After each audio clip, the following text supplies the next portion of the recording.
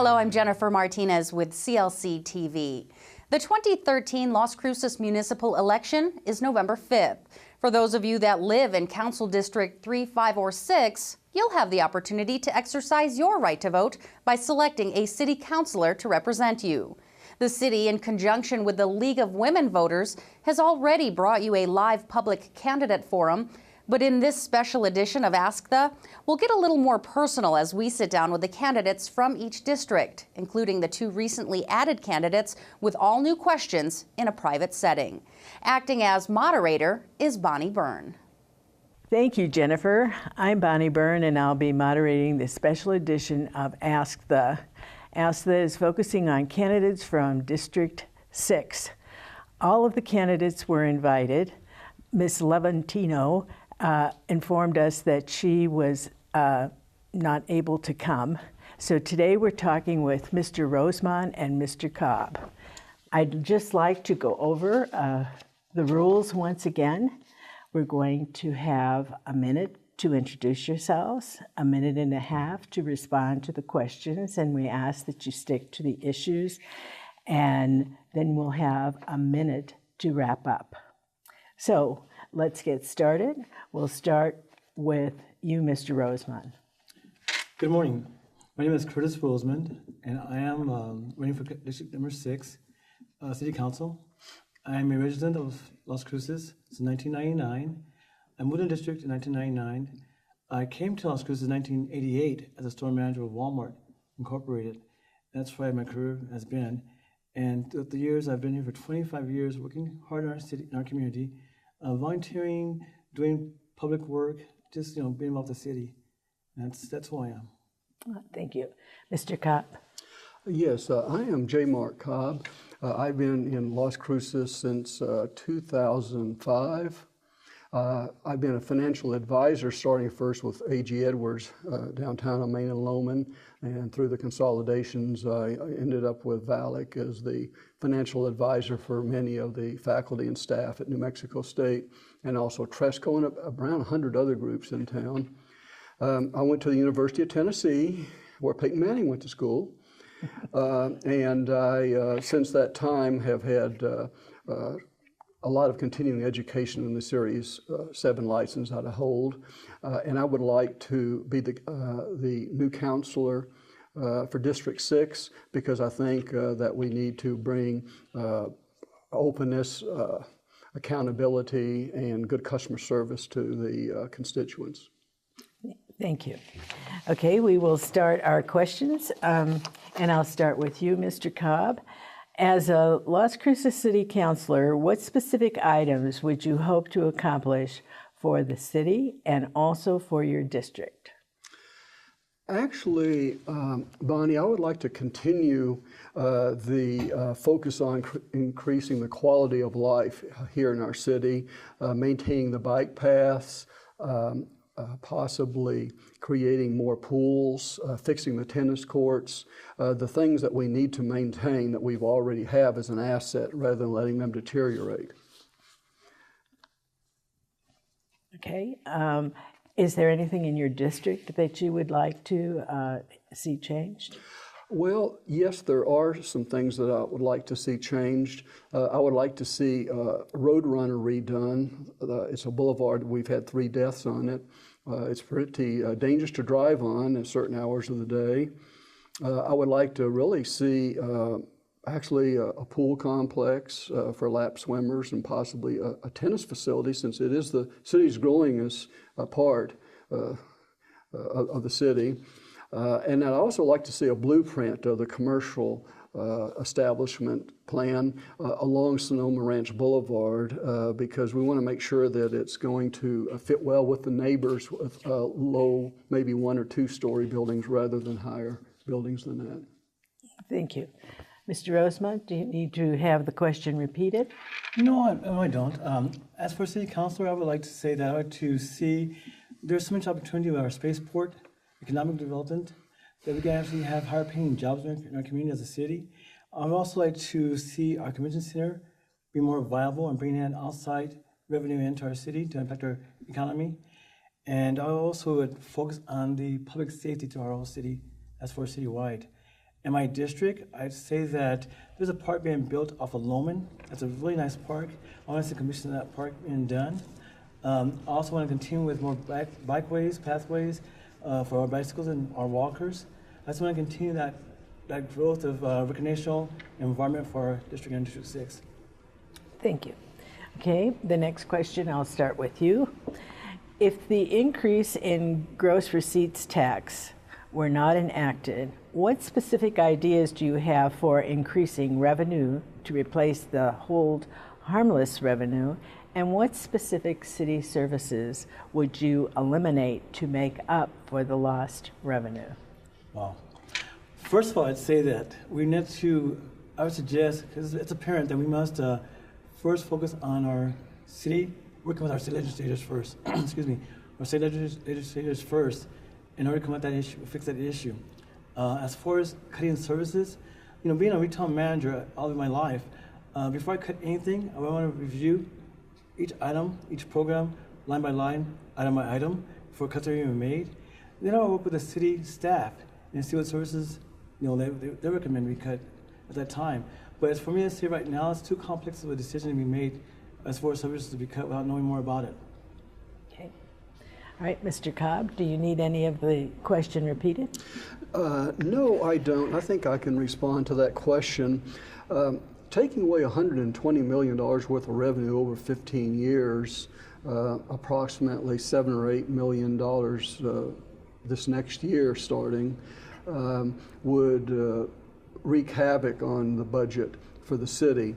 There's really no way of recovering that with other revenues in those amounts. I believe that we would have to drastically cut a lot of services that we direly need, which we have not had to do that since this came into effect. And actually, it's not really a new tax that we're talking about. This tax was on food and medicine before 2004, and since then, that tax has been really paid indirectly through the state income tax when you go to file your return. So at this point, I would say that we need to have that passed and before the legislature and approved, so that we can continue offering the services that we do have right now. Okay. This question will be for you, Mr. Cobb, or I'll start with you. Should impact fees for such items as roads, drainage, parks, and safety services be the responsibility of the city, the builder, or the home buyers? And please explain your reasoning. All those impact fees for the purchase or construction of roads and bridges and safety should really be the responsibility of the developers. Because if we were to take those funds away, then the existing neighborhoods would be deprived of those funds and the upkeep. Ultimately, they would be passed on to the home buyer, but perhaps that might set a more realistic price for new homes versus resales, and we wouldn't have so many neighborhoods with homes that just sit on the market for months and months, even years, with no sales, adjacent to new home construction, which is just booming. Okay. Mr. Rosemond, the same question. I'd say the responsibility lies on everybody, all the above. The city, home builders, and home buyers. One community, we all share this community, we all share responsibility for this community. So I feel like the responsibility belongs to all of us in this community. Okay, and the next question, I'll start with you. Would you support a minimum wage for Las Cruces to help build a sustainable job base? As I once said before, I support a minimum increase at a national level. A sustainable job base, what does that really mean? Minimum wage is an entry-level wage. It's for people who start off in a job in an entry force. To increase our job base, we need to have higher-paying jobs. So that's why I focus on higher-paying jobs. Minimum wages, I do agree on that, but at a national level, what's consistent throughout the nation. Okay. Mr. Cobb? I believe that we do need to pass a minimum wage act here because on the national level, it's just taking too long. There's too long a delay in between the increases. There was a study just released yesterday that shows of several frontline fast food workers that there was a $7 billion taxpayer cost because of Medicare and other taxpayer subsidies. And of that amount, 52% of those families worked at least 27 weeks and 10 hours a day. And they were very reliant on childhood health insurance, children's health insurance, federal earned income tax credit. And then another study came out also that we don't really have time to go into, but the fast food industry made $7.4 billion in these particular fast food restaurants, 7 that were studied. And the taxpayer payout was $7 billion a year. So in one way or another, if we don't raise a minimum wage, it's going to end up hitting the taxpayer. Okay, thank you. This next question will start with you, Mr. Cobb. What would you do to support Las Cruces as a tourist destination?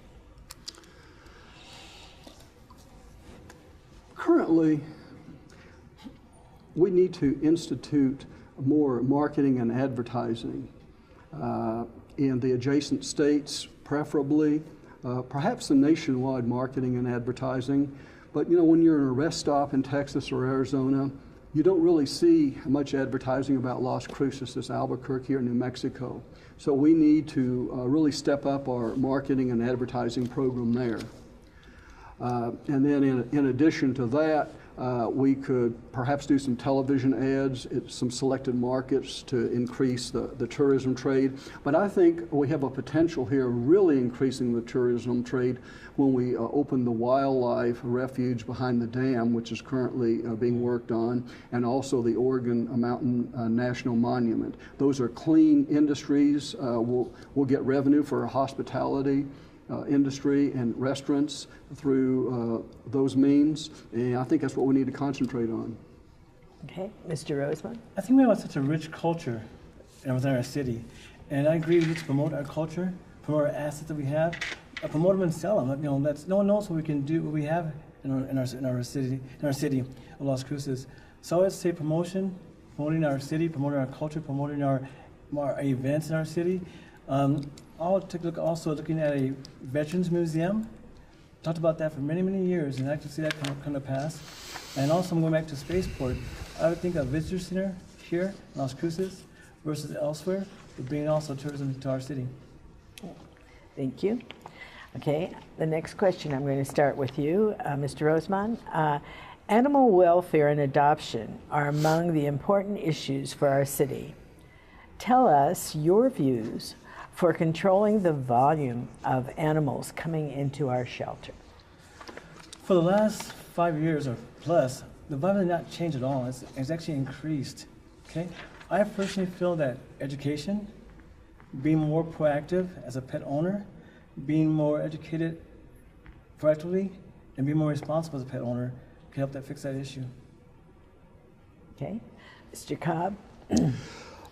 Actually, there are many that say that the solution is really an aggressive spay and neuter program. It's very contentious, the programs that have been introduced, the trap, neuter and reserve program, but it has had results in El Paso, which does have that program in certain districts, one zip code at a time. They did a study that started with 1,000 cats, and there was a dramatic reduction of feral cats. The pro TNR folks say that would take care of the feral cats. The opposition says that it simply does not work. There's no scientific study that shows that it would work. There's a ad hoc group board of Animal Services Center in Mesilla Valley has been working on this issue for a couple of years now, and a draft of an ordinance for both the city and the county was submitted. But there's been some differences. They're still meeting, and there may be an ordinance that will that will offer some kind of community cat management program. Also, another thing that could be done is more centers like the Safe Haven Center that's 10 miles out of town that cares for animals until they can be adopted. They have a fostering program where folks can have animals, before they're adopted, because sometimes it can be a while. It's actually modeled after a Utah company that does the same thing. Okay, thank you. And this is the last question, and I will start with you, Mr. Cobb. Name one good thing and one bad thing you hear about city government. Okay, I have to check my notes because I don't hear too many bad things. A good thing about city government is they do find creative ways, and they're good at finding creative ways in cutting cost. Instead of reinstating the tax on the necessities, food and taxes, they did decide to go with the increase for the non-essential needs of the citizens.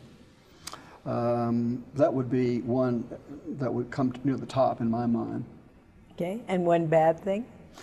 Well, the bad thing that there's been a couple departments in the past that's been kind of slow on implementing, reviewing, and improving private and public projects. But I think that's improved now because of retirement and attrition. So I think that's going to take care of itself. Okay, Mr. Rosemond. Here's our city government is doing a great job out there. They're trying to create a good quality of life for all of our citizens. So basically, I've heard nothing really bad about our city government at all. It's been all positive comments as far as trying to increase our safety in our city, parks in our city. So what I've heard throughout the community has been positive government city responses. Okay. Nothing negative at all. Well, that's good news. Okay, well, this concludes our question and answers. And now you each have 1 minute to tell us why we need to vote for you. And I'm going to start with Mr. Cobb because you opened the program. Thank you so much. Over the last few years, I've worked very closely with the existing City Councilor, Thomas, on several issues around our community, one being the revision of the wind ordinance, and also a particular issue in the neighborhood I was president of for the Neighborhood Association, Miramar, in preventing the developers from installing overhead utilities when the covenants want everything to be homogeneous underground. And then also currently on the gunfire issue we have out in the Mesa. And in my opponents, they have actually complimented her on the way she's communicated that to the district. I think that's like a statement that maybe they support her judgment. Well, I think that in her endorsement of me, that is the fuel when you add it to what my goals are that I've already mentioned would make me the ideal candidate for councilor. Thank you. Mr. Rosemond? Well, for the past 25 years, I've worked with the city officials, I've worked with the City of Las Cruces, I've worked with the police department, fire department, with numerous organizations, charity organizations, to make our city a better city. I'm now retired from Walmart now, and I have more time to develop, more time to work for the city, work as a higher capacity, of course. And that's why I think that I'd be good for the job, because I've always given to the city, and I always continue to give to the city, continue to the city. So therefore, I feel I'd be a good candidate for District 6 of the City of Las Cruces. Thank you very much. Thank you all for coming today. And now back to you, Jennifer. Thank you, Bonnie. If you wish to watch the other district candidate forums, just go to CLCTV.com or tune into Comcast Channel 20. That's where all forums can be viewed up until Election Day. Remember, Election Day is Tuesday, November 5th, and registered voters can cast ballots at any voting convenience center located throughout the city. Here is a list of locations. You can also go to las-cruces.org to view all voting locations. Also, early voting at City Hall will go on until Saturday, November 2nd. If you are not a registered voter in District 3, 5, or 6, you will still have the opportunity to vote for Municipal Judge, which is a citywide election. Also, go to CLCTV.com or tune into CLC-TV on election night for up-to-the-minute election results. Thank you for joining us. I'm Jennifer Martinez.